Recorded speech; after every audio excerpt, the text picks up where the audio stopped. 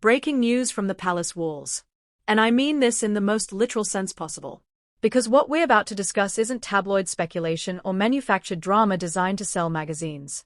This is something far more serious, far more calculated, and frankly, far more dangerous than anything Meghan Markle has faced since she walked into the royal family's ancient halls.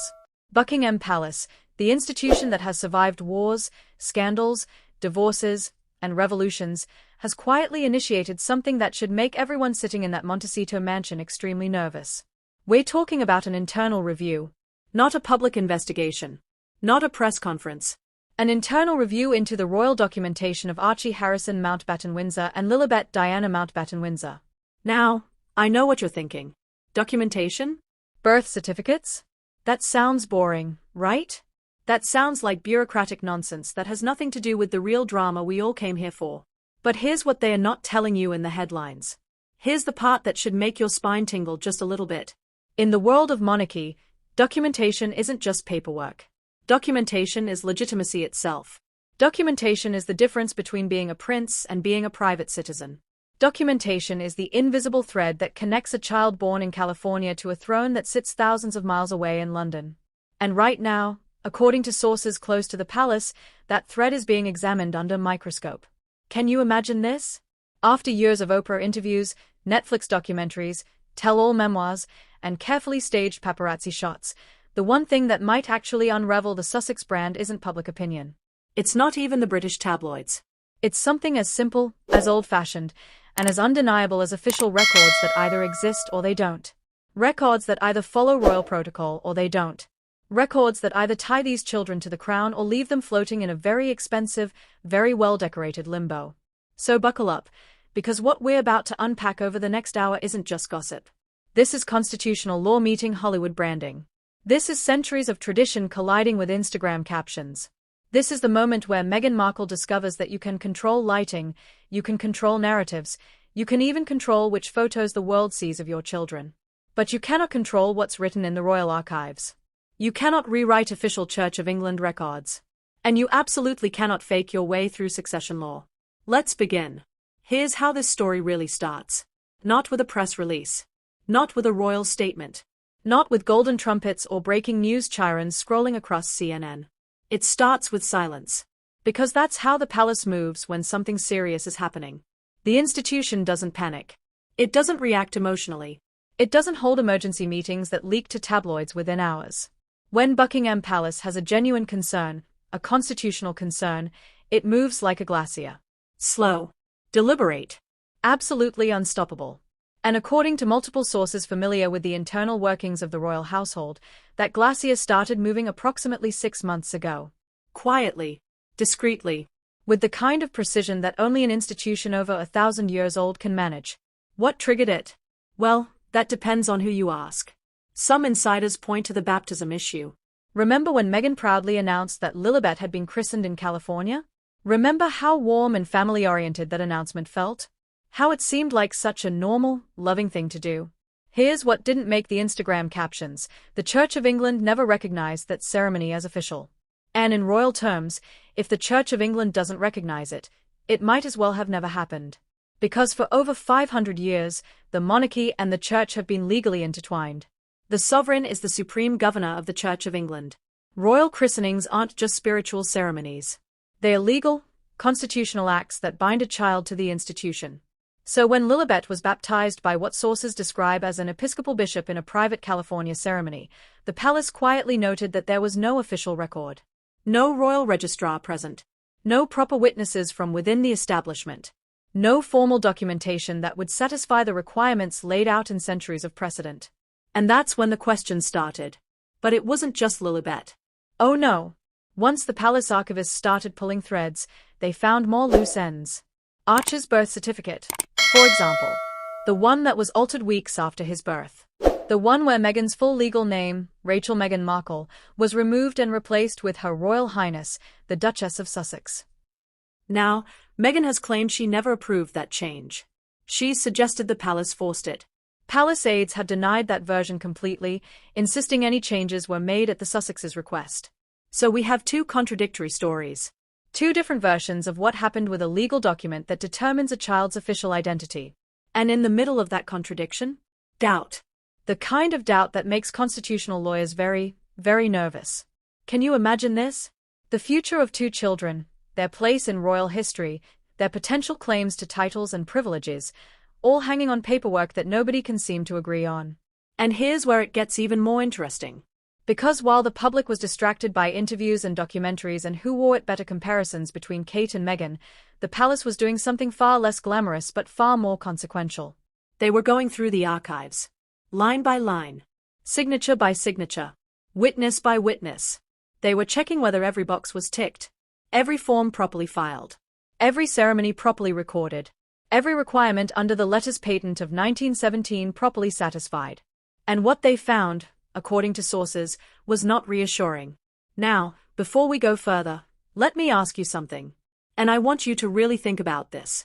Do you believe that Meghan Markle, a woman who has built an entire brand on being meticulous, being strategic, being 3 steps ahead of everyone else, would simply overlook something as important as properly documenting her children's royal status?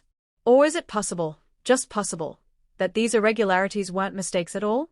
That maybe, just maybe, there was a deliberate choice to keep certain ceremonies private, certain documents informal, certain records ambiguous? We'll come back to that question. But first, we need to understand exactly what the palace is looking for, and why what they are finding might change everything. To understand why this investigation matters, we have to go back. Way back. Past Harry and Meghan. Past Diana. Past Elizabeth. All the way back to 1917. The world was at war. Empires were crumbling. Kings were being overthrown. And inside Buckingham Palace, King George V made a decision that would control royal identity for the next century and beyond. He issued what's known as the Letters Patent of 1917. Think of it as the royal constitution. The rulebook that determines who is truly royal and who isn't. Who gets to be called prince or princess. Who has a claim to the throne. Who belongs to the institution and who is simply related to it. And these rules, they are not suggestions. They are not flexible. They are not open to interpretation based on how famous you are or how many Instagram followers you have. They are law. Constitutional law that has survived 2 world wars, countless scandals, and every attempt to modernize or bypass them. King George V created 3 non-negotiable requirements. 3 boxes that must be checked without exception. First, legitimate royal bloodline. The child must come from the royal family in a way the crown recognizes. This isn't just about DNA. This is about official recognition. About being born within the structure of the institution, not outside it looking in. Second, official birth registration with the crown. The birth must be documented according to royal standards. Not California standards. Not American hospital standards. Royal standards. That means specific witnesses. Specific signatures. Specific procedures that have been followed for generations. Third, connection to the Church of England. A royal christening isn't decoration. It's not a photo opportunity. It's a legal spiritual seal that ties the child to the monarchy. Without it, without the official recognition from the church, the connection is incomplete. Now here's where it gets uncomfortable for Harry and Meghan. Because when palace officials pulled out that 1917 rulebook and started checking it against Archie and Lilibet's documentation, sources say they found cracks. Not scandals. Not dramatic revelations. Just cracks. Irregularities. Ambiguities. The kind of cracks that, in any other family, wouldn't matter at all. But in a constitutional monarchy? In an institution that has spent centuries protecting the bloodline from confusion, manipulation, and political threats? These cracks matter. They matter a lot. Let me paint you a picture of what the palace archivists are allegedly looking at right now. Archie's birth certificate. Changed weeks after his birth. 2 different stories about who authorized that change. No clear resolution. Just conflicting accounts that leave official documentation in a state of permanent question mark. Lilibet's birth. Announced from California through a carefully crafted press release. No palace involvement. No royal registrar. No British doctors signing anything. The crown did not take ownership of that moment. And in royal language, that absence is deafening. Lilibet's christening. A beautiful, private, family ceremony in California. Conducted by an Episcopal bishop. Never formally recognized by the Church of England. No official record in the institution that must recognize it for it to count. And here's the question that's apparently keeping constitutional lawyers up at night. If you strip away the fame, the Netflix deals, the Oprah interviews, the global headlines, if you just look at the paperwork, at the official records, at the documentation that's supposed to tie these children to the crown. What actually exists? Can you imagine this? 2 children, born to a prince, living in luxury, photographed for magazines, discussed on every continent. And yet, in the one place that actually matters, in the official archives that determine royal legitimacy, their connection to the institution might be incomplete. Now, I know what some of you are thinking. This sounds incredibly petty. This sounds like the palace being vindictive, being bureaucratic, being cruel to 2 innocent children. But here's what you have to understand. The monarchy doesn't operate on emotion. It operates on law, on precedent, on rules that were created specifically to prevent exactly this kind of confusion. Because what happens if Archie grows up believing he's a prince, acting like he's a prince, building his entire identity around being a prince, and then one day discovers that the official documentation doesn't support that claim? What happens if Lilibet is told she's 7th in line to the throne, but the constitutional lawyers say her christening doesn't meet the legal requirements? That's not cruelty. That's not pettiness. That's protecting the integrity of an institution that's older than most countries. And right now, sources say, the palace is doing exactly that. They are checking. They are verifying. They are making absolutely certain that if these children are going to carry royal titles, if they are going to appear in the line of succession, if they are going to benefit from the prestige and privilege of being connected to the crown, then every single legal requirement has been properly fulfilled. No shortcuts. No exceptions. No bending the rules because their mother is famous or their father is a prince. The question is, what happens when the investigation is complete? What happens if the palace concludes that the documentation doesn't meet the standard? Let's explore that. Because the implications are absolutely chilling. Now, let's talk about what's really at stake here. Because this isn't just about paperwork. This isn't just about whether some forms were filled out correctly or some ceremonies were performed according to protocol. This is about identity. This is about brand. This is about the very foundation of everything Meghan Markle has built since she married into the most famous family on earth. Think about it. Really think about it for a moment. What is Meghan's entire public persona built on? What is the core of her brand, her appeal, her marketability? It's not that she was an actress on a cable TV show. It's not that she ran a lifestyle blog. It's not even that she's beautiful or articulate or photogenic. It's that she's royal.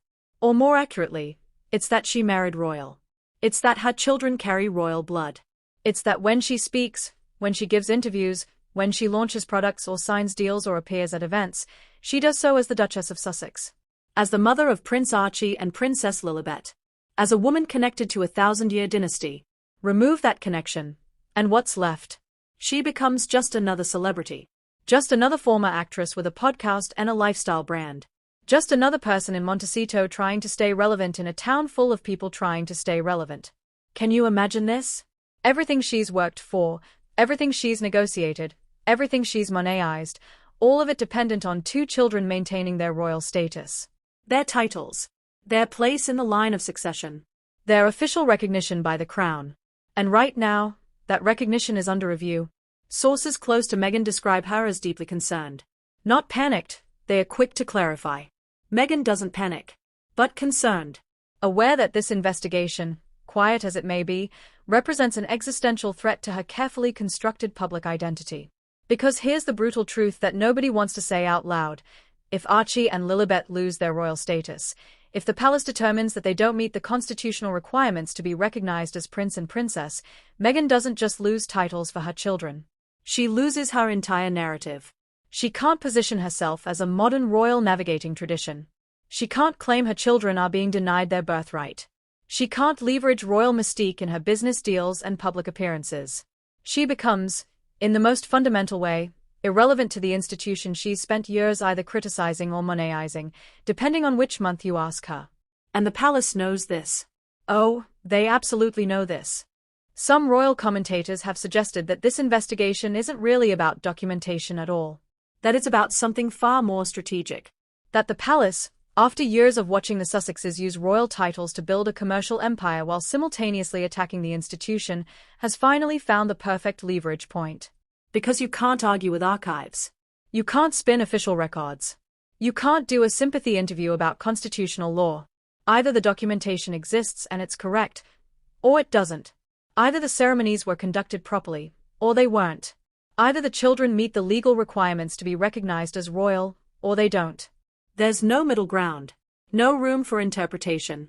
No way to charm your way out of it or reframe the narrative. And for someone like Meghan, who has made a career out of controlling narratives, reframing stories, and managing public perception, this must be absolutely terrifying. Now, let me ask you something. And I want you to think carefully before you answer. Do you think Meghan would have made the choices she made, the way she conducted these births and christenings, if she truly understood how important proper documentation would be? Or do you think maybe, just maybe, she underestimated the palace? Underestimated how seriously they take constitutional protocol? We'll explore that question more. But first, we need to talk about the one person who's caught in the absolute middle of this disaster. The person who's watching his children's royal identity being questioned. The person who's probably making frantic phone calls late at night, begging the palace to reconsider. Prince Harry. If Meghan is concerned, Harry is reportedly devastated. And I use that word very deliberately. Not upset. Not worried. Devastated. Because for all of Harry's rebellion, for all of his interviews and tell-all memoirs and public criticism of his family, there's one thing he never actually gave up. One thing he held on to, even as he walked away from everything else. The belief that his children were royal. That no matter what happened between him and the institution, no matter how far he moved geographically or emotionally, his children would always carry that birthright. That they would always be recognized as prince and princess.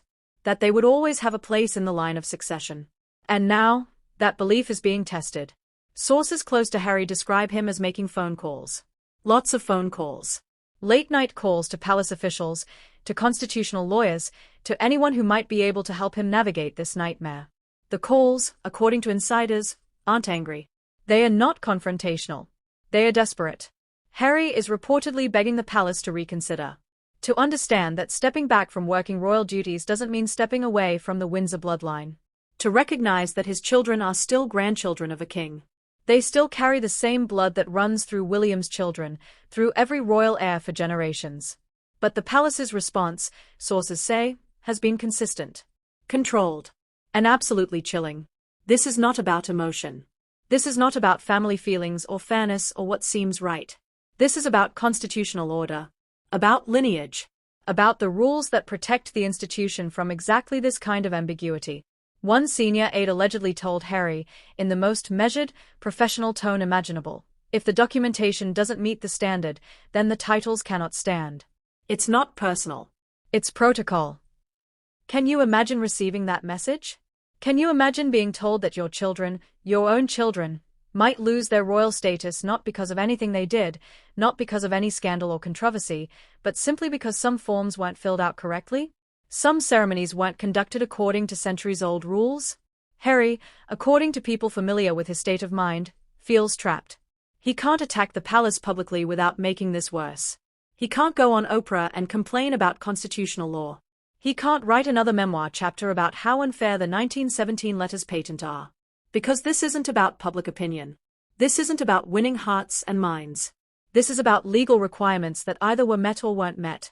And no amount of sympathy, no matter how many people feel bad for him, can change what's written in official archives. And here's the part that must be eating him alive. This could have been avoided. If Archer's birth certificate had been handled properly from the start. If there were no contradictory stories about who changed what and when. If Lilibet had been christened in a way that satisfied Church of England requirements. If any of the royal protocols had been followed instead of bypassed or ignored or handled through American institutions that have no constitutional authority over British royal succession. This entire investigation, this entire crisis, might never have happened. But they weren't followed. And now Harry is watching his children's royal identity hang in the balance while he tries desperately to convince an institution he publicly criticized for years that they should make an exception. That they should overlook the irregularities. That they should prioritize his children's feelings over constitutional precedent. And the palace, according to every source we've spoken to, is saying no. Not loudly. Not publicly. Not emotionally. Just, no. Because the monarchy doesn't make exceptions. It doesn't bend rules for sentiment. It doesn't prioritize individual feelings over institutional integrity. It operates on law. On tradition. On protocols that have survived precisely because they are applied consistently, regardless of who's asking for special treatment. And Harry, the boy who grew up in palaces, who watched guards change outside his bedroom windows, who understood better than almost anyone how the institution works, is learning a brutal lesson. The crown doesn't care how famous you are. It doesn't care how many Netflix specials you've made. It doesn't care if you're beloved or controversial or somewhere in between. It cares about documentation, about proof, about records that can withstand legal scrutiny. And right now, according to sources, those records are failing that test. So what happens next? What's the endgame here? Let's explore the possibilities. Because the outcome of this investigation could reshape the entire Sussex story. So we've established what's at stake. We understand the investigation. We know what Meghan stands to lose and what Harry is fighting to protect. Now let's talk about where this actually goes. Because palace investigations like this don't just continue indefinitely. Eventually, there has to be a conclusion, a decision, an outcome that becomes official policy. And according to constitutional experts who've been watching this situation develop, there are essentially three possible scenarios. The palace completes its review, examines all the documentation, considers the constitutional requirements, and concludes that despite some irregularities, Archie and Lilibet meet the fundamental criteria to be recognized as prince and princess. In this scenario, maybe some forms get corrected. Maybe some ceremonies get retroactively validated. Maybe the Church of England is quietly persuaded to recognize Lilibet's American christening under some kind of special circumstance exception. The children keep their titles. They remain in the line of succession. Meghan and Harry breathe the deepest sigh of relief of their lives. The investigation is closed. The matter is settled. And everyone moves on. This is the best-case scenario for the Sussexes. This is what Harry is desperately hoping for. This is what would allow Meghan to maintain her brand, her identity, her entire public persona as the mother of royal children. But here's the problem with Scenario 1. It requires the palace to bend. To make exceptions. To prioritize family harmony over constitutional precision. And if there's one thing we've learned about the current palace administration under King Charles, it's that bending isn't really their style. Charles has been very clear about his vision for a streamlined monarchy. A smaller, more focused, more constitutionally sound institution. Making exceptions for Harry's children? That doesn't fit the vision. So while Scenario 1 is possible, insiders suggest it's becoming less likely with each passing week. This is the compromise scenario. The one where the palace determines that some requirements were met but others weren't. Where maybe Archie's documentation passes muster but Lilibet's doesn't. Or where both children are recognized as being of royal blood but without formal titles. In this scenario, they remain in the line of succession, technically. They are acknowledged as grandchildren of the king. But they don't get to use Her Royal Highness. They don't get called prince or princess. They are essentially treated the way Beatrice and Eugenie are treated, royal by blood but not by title. This scenario would be devastating for Meghan's brand but survivable. She could still claim her children are royal, just not formally titled. She could still leverage the connection to the crown, even if it's diminished.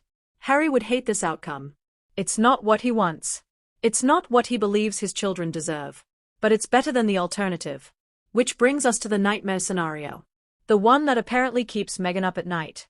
The palace concludes that the documentation irregularities are too significant to overlook. That the procedures weren't followed properly. That the constitutional requirements under the 1917 letters patent simply weren't met. In this scenario, Archie and Lilibet are removed from royal status entirely. No titles. No Her Royal Highness. No official recognition in the line of succession. No place in the archives that record royal heirs for future generations. They would still be Harry's children. Still be related to the king by blood. But constitutionally, officially, institutionally, they would be private citizens. American children living in California with a famous father and a brand-conscious mother.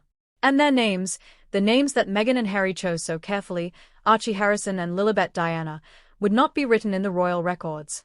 Not as heirs. Not as princes and princess. Not as part of the crown's continuing story. They would simply not exist within the institution their father was born into. This is the outcome that sources say Meghan is fighting against with every resource at her disposal. Legal teams. PR strategists. Attempts to apply public pressure. Quiet negotiations through intermediaries. Because if Scenario 3 happens, it's not just a blow to her children's identity. It's the complete collapse of everything she's built. Every deal she's negotiated. Every brand partnership that was predicated on her being the Duchess of Sussex, mother of royal children. All of it would crumble. Now, can you imagine this? The palace doesn't even need to announce it dramatically. They don't need a press conference or royal decree. They just quietly update the official records. They remove the children from succession documents. They note in the archives that the constitutional requirements were not satisfied. And one day, someone researching royal lineage opens those archive books, those ancient records that document kings and queens and princes and princesses going back centuries. They see William's children. George, Charlotte, Louis. They see every other royal heir, properly documented, properly recognized. And they don't see Archie.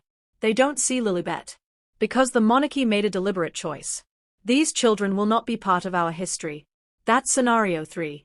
And according to sources close to the investigation, it's not as unlikely as the Sussexes might hope. So which scenario will actually happen? What's the palace leaning toward? Let's look at the evidence. And the strategy behind the silence. Here's what's fascinating about how the palace is handling this. Here's what tells you everything you need to know about their strategy. They haven't said a word. Not publicly. Not to the press. Not in any official capacity. While Meghan and Harry have spent years telling their story through every available platform, interviews, documentaries, memoirs, podcasts, the palace has played a completely different game.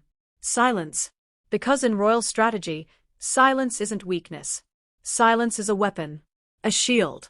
A way of waiting for the exact moment to act while letting all the noise, all the public drama, all the emotional appeals, burn themselves out. The palace watched the Oprah interview. They noted the claims. They didn't respond publicly. They watched the Netflix documentary. They saw the footage. They didn't issue rebuttals. They read Harry's memoir, Spare. They understood the accusations. They didn't engage in a public back and forth. Instead, they did what monarchies have done for centuries. They waited. They watched. They documented. They prepared. And when the moment was right, when they had legal standing, constitutional grounds, procedural justification, they made one surgical move. Not against Meghan. Not against Harry. But against the very foundation of their public identity. The children's royal status. Can you imagine this? While Harry and Meghan were building a media empire, the palace was building a legal case. While the Sussexes were focused on public opinion, the institution was focused on constitutional law. And now, the palace has positioned itself perfectly. Because if they conclude that the documentation doesn't meet the standard, they don't need public support. They don't need to win a popularity contest. They just need the law to be on their side. And according to every constitutional expert we've consulted, the law is very much on their side. The 1917 letters patent don't care about Netflix deals. They don't care about Oprah ratings. They don't care if you're famous or sympathetic or have millions of social media followers. They care about one thing: were the rules followed? And if the answer is no, if the documentation is incomplete, if the ceremonies didn't meet the requirements, then the palace has every legal right to remove royal status. Not as punishment. Not as revenge. But as simple constitutional housekeeping. This is what sources describe as the palace's most calculated move in decades. A quiet correction. A tightening of boundaries. A reminder that the monarchy decides who carries its legacy. Not the media. Not public sympathy. Not celebrity influence. Not even a prince who walks away but expects his children to maintain privileges. The institution decides. And right now, sources say, that decision is moving in a very specific direction. Toward scenario 3. Toward complete removal. Toward an outcome where Archie and Lilibet are loved by their parents, protected by their family, given every advantage money can buy. But not recognized by the crown. Because the crown, in its infinite patience, has finally drawn a line. And that line is documentation. Proof. Constitutional legitimacy that can't be faked, can't be spun, can't be managed through PR teams. So as we close this investigation, as we look at everything we've uncovered over the past hour, one question remains. What happens when the palace makes its final decision? Will Meghan accept it quietly? Or will this trigger the biggest royal battle we've seen in modern history? Will Harry fight for his children's status? Or will he finally accept that you can't have it both ways, can't walk away from the institution but expect it to still recognize your family? Will the public side with the Sussexes, viewing this as cruel and bureaucratic? Or will they understand that constitutional law exists for a reason, that rules apply to everyone, even famous people with sympathetic stories? We don't know yet. The investigation is ongoing. The archives are still being reviewed. The constitutional lawyers are still checking every document, every signature, every witness statement. But what we do know is this: Meghan Markle is facing the one challenge she can't charm her way through. The one narrative she can't control. The one battle where lighting, camera angles, and perfectly crafted statements mean absolutely nothing. Because lineage isn't a storyline. Legacy isn't a brand. And constitutional proof isn't something you can negotiate. It either exists or it doesn't. And inside the palace walls, the silence grows louder every single day. What do you think happens next? Do you believe the palace will remove Archie and Lilibet's royal status? Or will they find a way to validate the documentation and let this quietly fade away? Drop your thoughts in the comments. Share this with anyone who's been following the Sussex saga. Because something tells me this investigation, quiet as it may be, is about to become the biggest royal story of the year. And when the palace finally speaks, when they finally make their decision official, the entire world will be watching. Because this isn't just about two children in California. This is about what the monarchy stands for, what it protects, what it's willing to fight for. And in that battle, Meghan Markle is about to discover that some doors, once closed by the crown, don't reopen. No matter how many interviews you give, no matter how sympathetic your story sounds, no matter how famous you are, the archives are being checked. The investigation continues. And the silence, that heavy, institutional silence, says everything you need to know.